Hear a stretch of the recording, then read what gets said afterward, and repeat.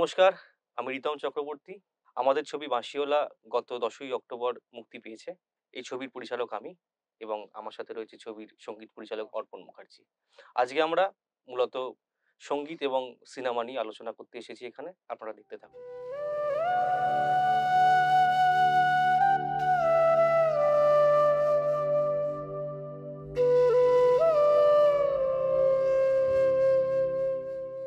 আচ্ছা অর্পণদা, হুম। পথের কবিতা যে ট্র্যাকটা রয়েছে, তো সেটা নিয়ে মানে তুমি কিভাবে জিনিসটাকে তৈরি করলে বা ডিটেইলটা যদি কিছু বলো? হ্যাঁ, তো ব্যাপারটা হচ্ছে এটা যে পথের কবিতা যে ট্র্যাকটা, যে হুম, হুম, সুরটা সেটা আমরা একদম আমাদের বাঁশিওয়ালার ১ম এই পাচ্ছি। হুম, ১ম একদম। একদম। 'পাইড পাইপার অফ হ্যামলিন' বলে আমরা যে গল্পটা শুনে থাকি। হুম, হুম, হুম, যে একটা বাঁশিওয়ালা যাচ্ছে এবং তার পেছন, পেছন অনেক বাচ্চারা যাচ্ছে। সেইরকম একটা জায়গা থেকে এই ভাবনাটা অনেকটা এসছে আমার মনে হয়। এবং এই ট্র্যাকটার পরের দিকে আমরা দেখছি যে বাঁশিওয়ালা একা তার জার্নিটাকে কমপ্লিট করছে। তো এই ট্র্যাকটা যখন আমি দেখেছি ১ম এ ভিডিওটা, তো আমি মিউজিকটাকে ২ টো পার্টে ভাগ করে নিয়েছি। একটা যেটা বাচ্চাদের অ্যাট্রাক্ট করার জন্য বাঁশিওয়ালা বাজাচ্ছে একটা সুর, এবং তারপর যখন বাঁশিওয়ালা হাতে বাঁশিটা নেই, বাঁশিওয়ালা নিজের পথে এগিয়ে চলেছে বা নিজের জার্নিটা হ্যাঁ, কমপ্লিট জার্নিটা করছে, একদমই তাই। হ্যাঁ। যেখান থেকে এই পথের কবিতা নামটা এসছে। সেখানে আর একটা সুর, হুম, এবং দুটো সুরের জন্য আমি দুটো পার্টে ইন্সট্রুমেন্টটাকে ভাগ করেছি। একটা হচ্ছে হাই ফ্লুটে ১ম পার্টটা, এবং সেকেন্ড পার্টটা লো ফ্লুটে বাজানো হয়েছে। রাইট। তুমি আমাকে যেটা ব্রিফ করেছিলে যে এমন একটা সুর আমাকে ভাবতে হবে যেটা বাচ্চাদেরকে খুব অ্যাট্রাক্ট অ্যাট্রাক্ট করবে। করে, হ্যাঁ, খুব কমপ্লেক্স বা প্রচন্ড কঠিন একটা কিছু নয়। খুব সহজ একটা সহজ কিছু। সুর আমাকে ভাবতে হবে, যেটা খুব সহজও হবে, আবার বাচ্চারা অ্যাট্রাক্টেড ও হবে। একদমই তাই। এরকম একটা কিছু। তো আমি সেইজন্য একদম একটা বেসিক আমাদের সি স্কেলে আমি একটা হুম, যদি ভেবেছিলাম শোনাও, যেটা, হ্যাঁ। হ্যাঁ, হ্যাঁ, হ্যাঁ। তো জিনিসটা আর কিছুই না, মানে একদম হোয়াইট কিজ এর উপরই যাচ্ছে।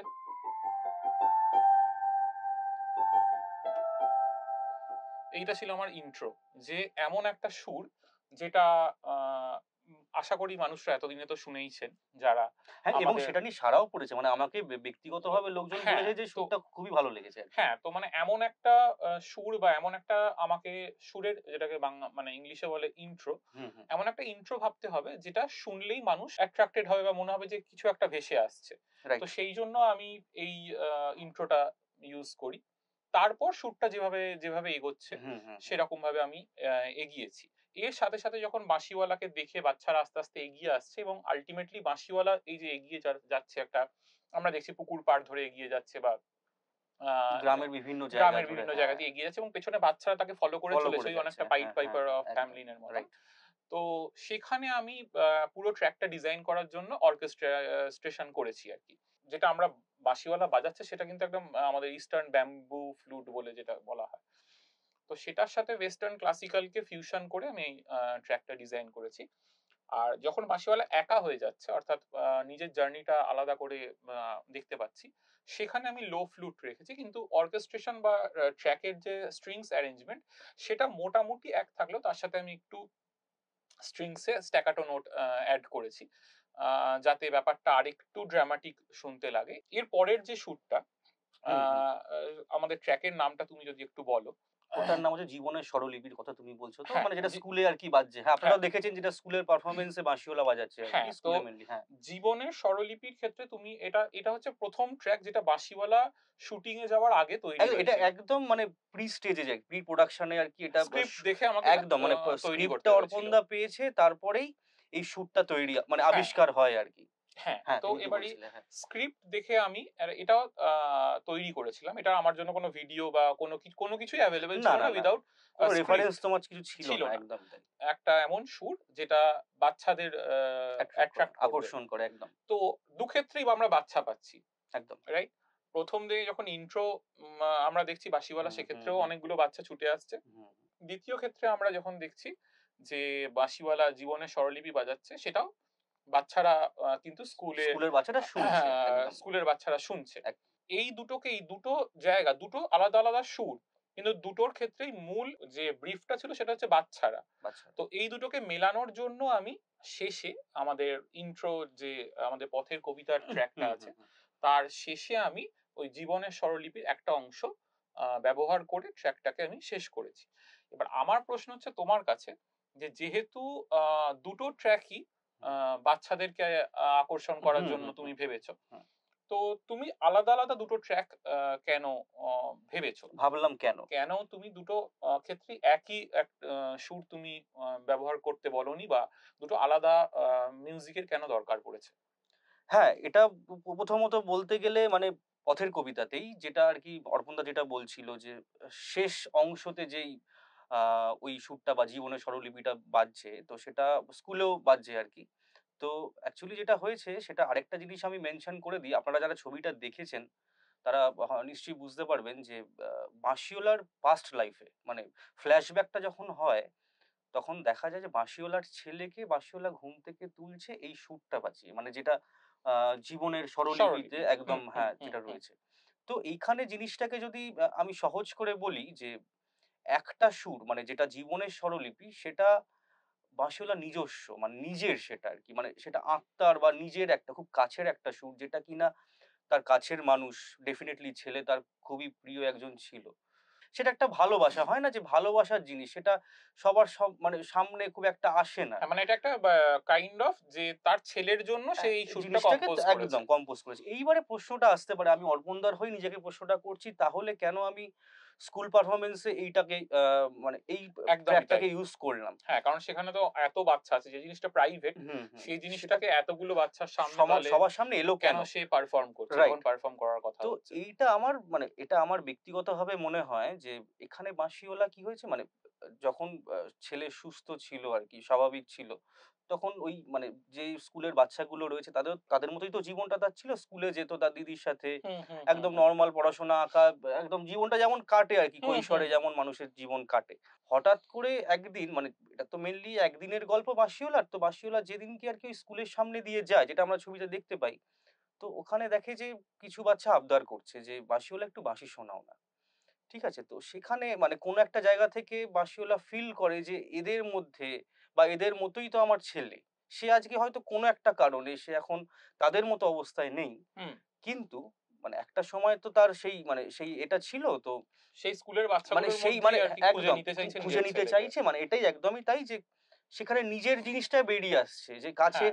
কাছের মনের জিনিসটা সেটা হ্যাঁ, মানে তখন বহিঃপ্রকাশ ঘটছে একদম। এই স্কুলের বাচ্চাগুলোর মধ্যেই ও নিজের ছেলেকে কোথাও একটা গিয়ে খুঁজতে খুঁজে চাইছে। পাচ্ছে। যখন তুমি এই পথের কবিতাটা শুট করছো, এই হুম, এতজন বাচ্চাকে যে ইনক্লুড করা বা ব্যবহার করা হুম, শুটিং এ, হুম। বা এই যে তারা বিভিন্ন কাজ করছে, কেউ গুলি গুলি খেলছে, খেলছে, হ্যাঁ, কেউ সাইকেলের টায়ার টায়ার নিয়ে নিয়ে, খেলছে। যেটা আমরা হুম, দেখতে পাই। এই ভাবনাটা তোমার মধ্যে কিভাবে এসছিল, এবং তাদের পুরো ব্যাপারটা মানে তোমার শুটিং এর মানে অভিজ্ঞতাটা পুরোটা যদি একটু কিভাবে বলো? উপস্থাপনা করলাম। তো মানে হ্যাঁ, বিষয়টা হচ্ছে যে ডেফিনিটলি। ভাবনাটা তো আমার বাঁশিওলা ব্যাপারটা আমরা তো এখন আর সেভাবে দেখতে পাই না। আমরা ছোটবেলায় এরকম দেখেছি, অল্প বিস্তর দেখেছি যে বাড়ির সামনে হুম। দিয়ে বাঁশিওয়ালা যাচ্ছে বাঁশি বাজিয়ে এবং ওই একই ঘটনা ঘটতো কি আমরা পড়াশোনা হোক বা বিভিন্ন কাজ থেকে আমরা ডিস্ট্রাক্ট হয়ে আমরা সেই বারান্দায় বা জানলায় গিয়ে উঁকি মারতাম যে বাঁশিওয়ালা যাচ্ছে। তো যেটা মেইন কথা সেটা হচ্ছে যে এই জিনিসটা ক্রিয়েট করলাম এটা খুব মজার ছিল। মানে এটার শ্যুটটা পুরোটাই তো আমরা গ্রামে করেছি। বইঁচি আ বর্ধমান মানে হাওড়া থেকে বর্ধমান যেতে বইঁচি একটা গ্রাম। এইটা খুব চ্যালেঞ্জিং ছিল। তার কারণটা হচ্ছে যে স্কুলের বাচ্চারা মানে তাদেরকে আমি সময় পেয়েছি। তাদের মানে স্মার্টনেস তো ডেফিনিটলি ছিল তাদের মধ্যে। তারা নিজের মতো করে অ্যাক্টিং টা হ্যাঁ, মানে করেছে। মানে এতজন বাচ্চা একদম মানে তারা যে একই সাথে অ্যাক্টিং ভুল করছে, এবং করেনি কিছু মানে এবং যেটা কোন রকম ওয়ার্কশপ ছাড়া। একদম মানে নরমালি যে ভুলটা হয় লোকে দুম মানে সেটা বিশেষ করে বাচ্চা হলে কি দুম করে ক্যামেরার দিকে তাকিয়ে দেয়। কিন্তু সেটা তো ওরা হুম। করেনি মানে সেটা আমার খুব একটা সময় হ্যাঁ, লাগেনি। কিন্তু এই যে গ্রামের বাচ্চা, এইটা এদের হচ্ছে ক্ষেত্রে তাদেরকে তো বোঝাতে হবে। তার থেকে বড় তাদেরকে পেতে হবে। ওখানকার নিয়মটা একটু অন্যরকম। মানে মজার। মানে সকাল আমরা ৭ টার সময় গেছি লোকেশনে পৌঁছেছি। আমি মানে ওখানকার লোকজন আমার পরিচিত ছিল, বিশেষ পরিচিত। তো তাদেরকে বলছি যে আমার বেশি না মোটামুটি জোনা ৫-১০ এর মধ্যে ছেলে-মেয়ে হলেই আমার চলে যাবে। তো ১ম এ বলল, "দেখো এই সময় ওরা পড়তে যায়।" মানে আমি বললাম, "গোটা গ্রামের বাচ্চা পড়তে যায়?" বলছে, "হ্যাঁ, যায়।" তা আমার কিন্তু লাগবে। এবারে বলল, "দাঁড়াও দেখছি।" আমাকে ১০ টা মিনিট সময় নিল। সে ফিরে এলো, এসে বলল যে হয়ে গেছে। দেখি হঠাৎ করে একটা দল আসছে। আমি চেয়েছিলাম মোটামুটি ৫-১০ টা।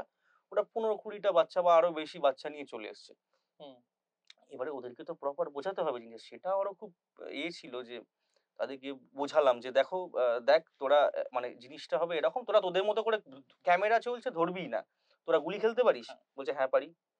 তোরা ওই টায়ার নিয়ে খেলতে পারিস? বলছে হ্যাঁ পারি। টায়ার আছে? বলছে হ্যাঁ টায়ার বাড়িতে আছে। আমরা হুম, খেলি তো, আমরা তো খেলি। হুম। তাহলে নিয়ে চলে আয়। ঝট করে নিয়ে মানে চলে গেল। ব্যাপারটা খুব অর্গানিক হয়েছে। একদম মানে ওরা মানে ওই যারা যে জিনিসটা ওরা মানে রিয়েল লাইফে করে সেই জিনিসটাই একদম মানে ওদেরকে তোরা দিয়ে যেটা তুমি করিস করিয়েছো। একদমই সেই কথাটাই আমি বলছিলাম যে ওরা যেটা করে সেটাই ওরা করেছে। এবং সেটা খুব স্মার্টলি করেছে। আমাকে কিন্তু মানে এই টোটাল প্রসিডিউরটাকে আমার মানে ওদেরকে বোঝাতে এবং হ্যাঁ, মানে এটা মানে তো শটটা পুরোটাই একদম ওকে ইমপ্রম্পটু। হুম। করতে আমার আমি বলে দিচ্ছি গোটা সিনটা সময় লেগেছে। মানে ওই জাস্ট ওই জায়গাটা হেঁটে বেরোচ্ছে, যে জায়গাটা ইন্ট্রোটা শুরু হচ্ছে, বাঁশিওয়ালা দূর থেকে আসছে, ওরা ঘুরে তাকাচ্ছে আর টায়ার নিয়ে যে ছেলেপুলেরা খেলছে তারা জাস্ট ক্রস করে বেরিয়ে যাচ্ছে এবং একসাথে তারা জমায়েত হচ্ছে। তো এই গোটা প্রসেসটা শেষ করতে আমার লেগেছে ১৫ থেকে ২০ মিনিট। বাহ! বাহ! মানে এতটাই স্মার্ট ওরা, এতটাই স্মার্ট। ও আরেকটা বিষয় তাই। আমি নিজে থেকেই বলছি সেটা হচ্ছে যে তারপরেই দেখা যায় রিফ্লেকশন শট যেটা হ্যাঁ, রয়েছে যে যেটা পুকুরের জলের ধার দিয়ে প্রতিচ্ছবিতে বা এতে দেখা প্রতিচ্ছবিতে যাচ্ছে যে দেখা ওরা যাচ্ছে। হেঁটে যাচ্ছে। ওরা কিন্তু সেম বাচ্চা। হ্যাঁ, হ্যাঁ। এবার আমাদের ইউনিটে শতদল আছে, শতদল ও গাড়ি নিয়ে গেছিল। গাড়ি নিয়ে গেছিল। তো আমি বললাম যে, "আচ্ছা লোকেশনটা হচ্ছে আমরা যে বাড়িতে শুট করেছি মানে যে রাস্তাটায় শুট করেছি ওখান থেকে মোটামুটি মিনিট ১০ যেতে হয়।" আমি বললাম যে শতদলকে বললাম, "আচ্ছা এই বাচ্চাগুলোকে আমরা কিভাবে নিয়ে যাবো?" "রিতমদা চাপ নেই।" আমাকে বলছে। "রিতমদা কোনো চাপ নেই। আমার গাড়ি আছে হয়ে যাবে।" ভাই ২০-২৫ টা বাচ্চা। বলছে, "তুমি দেখো না।" আমি দেখছি ওদেরকে সব তুললো সব একজন কাঁচে এরকম করে আটকে আছে ওই এর মতো। মানে যাই হোক তো দরজা খুলে ওরা নামলো এবং প্রপার একদম সেটাও খুব তাড়াতাড়ি মিটে গেল। হ্যাঁ, মানে জিনিসটা খুব সুন্দরভাবে খুব এসছে। সুন্দর মানে কোনো বেগ পেতে হয়নি এটা নিয়ে। হ্যাঁ। তুমি এবারে বলো যে যেটা আমরা একদম ফার্স্ট স্টেজে ছিলাম। হুম, একদম ১ম হুম, স্টেজে যেটা ছিলাম জীবনের স্বরলিপি। হুম। সেটা তো মানে তুমিও জানো মানে তুমি তো একদম ভুক্তভোগী, আমিও ভুক্তভোগী এটা নিয়ে মানে আমরা সিনেমাটা নিয়ে কথা বলছি না এখন। আমরা ট্র্যাকটা নিয়ে শুধু কথা বলব যে কতটা বেগ পেতে হয়েছে। তো এইটা নিয়ে তুমি প্লিজ কিছু বলো। হ্যাঁ, দেখো ব্যাপারটা হচ্ছে যে এই যে ট্র্যাকটার কথা হচ্ছে জীবনের স্বরলিপি। প্রথমত এইটা হচ্ছে বাঁশিওয়ালার জন্য তৈরি করা আমার ১ম সুর। একদম। এই সুরটা যখন তৈরি করেছি তখন বাঁশিওয়ালা স্ক্রিপ্টটা রেডি হয়েছে। হুম, তাও ফাইনাল স্ক্রিপ্ট হয়নি। সেইরকম অবস্থায় আমাকে এই ব্যাপারটা বলা হয়েছিল যে স্কুলে এরকম একটা পারফরম্যান্স হবে। যেটা বাঁশিওয়ালা বাজাবে এবং এটা কল্পনা করে আমাকে পুরো ব্যাপারটা করতে হবে। কারণ আমার কাছে কোন রকম ফুটেজ নেই। না। এটার অনেকগুলো স্টেজে চ্যালেঞ্জ ছিল।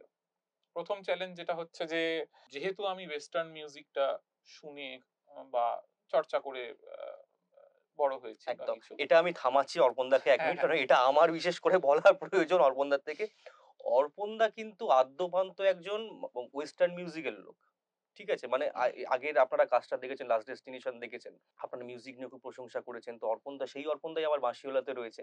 মানে এটা চ্যালেঞ্জ ছিল যে বাঁশিওয়ালা হচ্ছে একটা রুটের কথা বলবে, একটা ইন্ডিয়ান মানে আমাদের ভারতীয় সংগীতটা খুব ইম্পোর্টেন্ট এখানে। এখানে তো অর্পণদা মানে ছোট থেকেই আরকি শাস্ত্রীয় সংগীতটা সেইভাবে মানে না, না শাস্ত্রীয় সংগীতে আমার কোনদিনই সেইভাবে তো কোনো মানে না একদমই মানে শিখিনি এবং ওয়েস্টার্ন ক্লাসিক্যালটা তোমার মধ্যে বরাবরই ছিল হ্যাঁ, আরকি। ওয়েস্টার্ন মিউজিক তো ডেফিনিটলি শুনেছি। একদম। কিন্তু বাঁশিওয়ালার যখন স্ক্রিপ্টটা হাতে পাই বা হুম।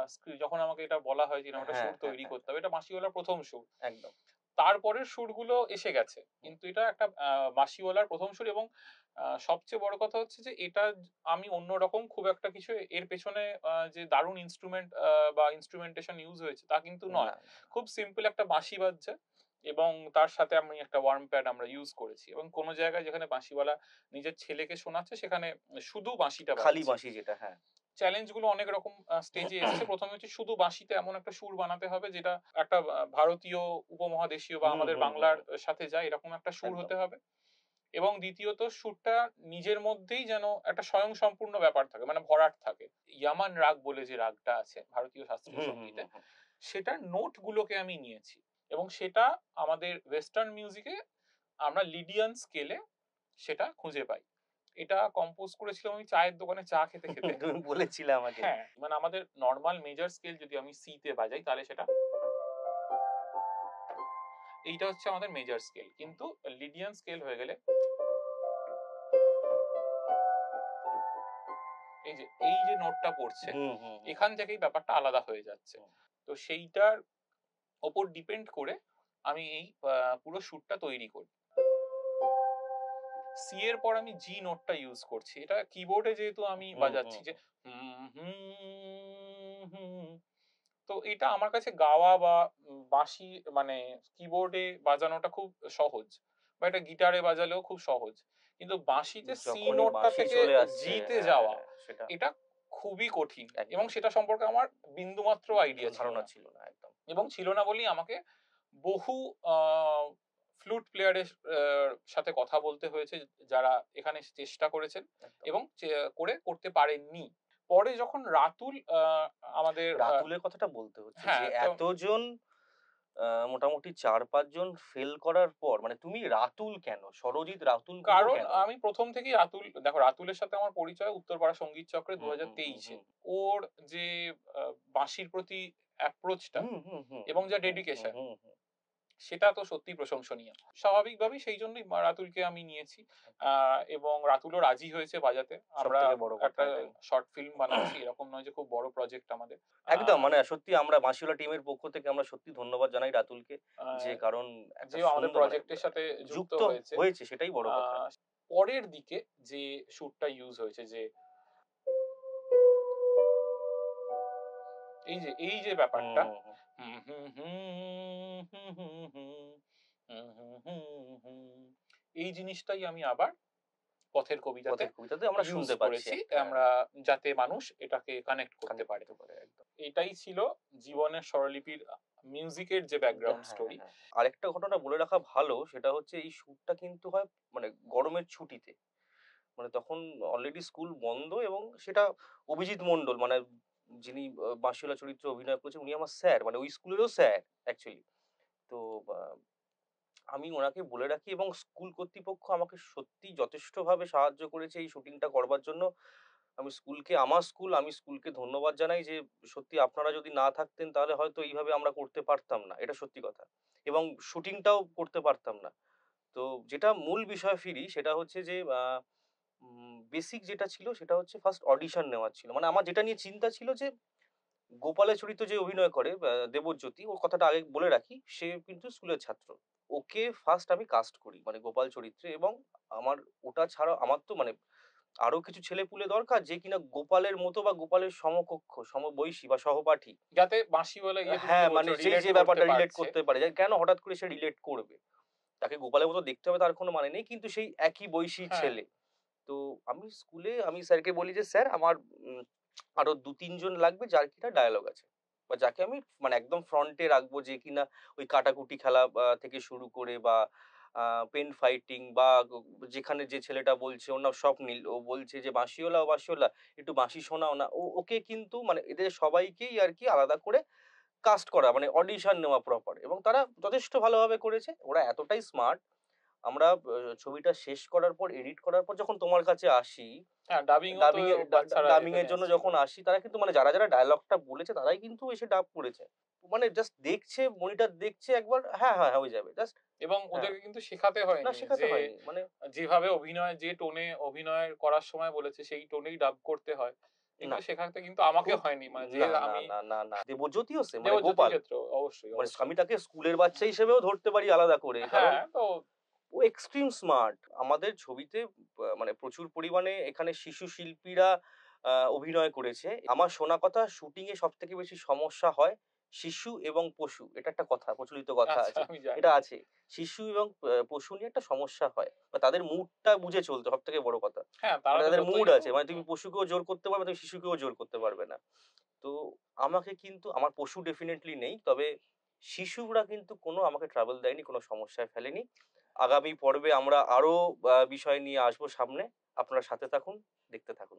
Thank you. নমস্কার। নমস্কার।